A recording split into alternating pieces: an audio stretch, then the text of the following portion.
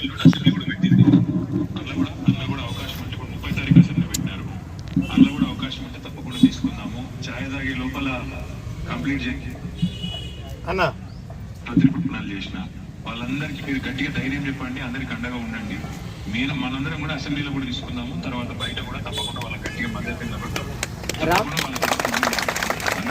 రామన్న నమస్కారమే. నేను తెలంగాణ రాష్ట్ర అధికార ప్రతినిధి పడాల రవీందర్. మా యొక్క మహిళా సోదరిమణులు కేజీబీవీ యూఆర్ఎస్ అదేవిధంగా సమస్త ఉద్యోగులు దాదాపు 600-700 మంది ఇక్కడ ఉన్నారన్న. మీ మాట మీ వాణి వాళ్ళు వింటా ఉన్నారు.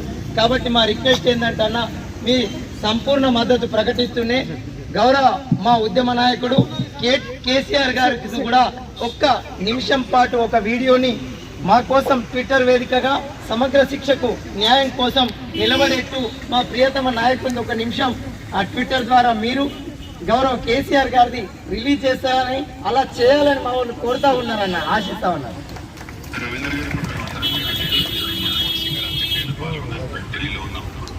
తప్పకుండా నేను తిరిగి వచ్చిన తర్వాత మా అనిల్ యాదవ్ గారితో కూడా నేను కోఆర్డినేట్ చేస్తాను, జోగురామన్న సార్తో కూడా నేను కోఆర్డినేట్ చేస్తాను.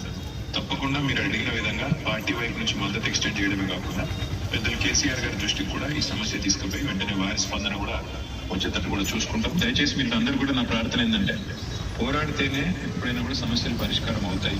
మీరు అడిగేదేమి కూడా కొత్తది కాదు, మీరు అడిగేదేమి కూడా మీరు మీ అంతటా మీరుగా ఈ రోజు కొత్తగా లేవనెత్తిన సమస్య కాదు. గతంలో ఈ రోజు ముఖ్యమంత్రిగా ఉన్న రేవంత్ రెడ్డి గారు గతంలోనే ఎన్నికల ముందే మీకు వచ్చి ఇచ్చిన వాగ్దానాన్ని నిలబెట్టుకోమని మీరు కోరుతున్నారు. తప్పకుండా మీ కోరికలో న్యాయం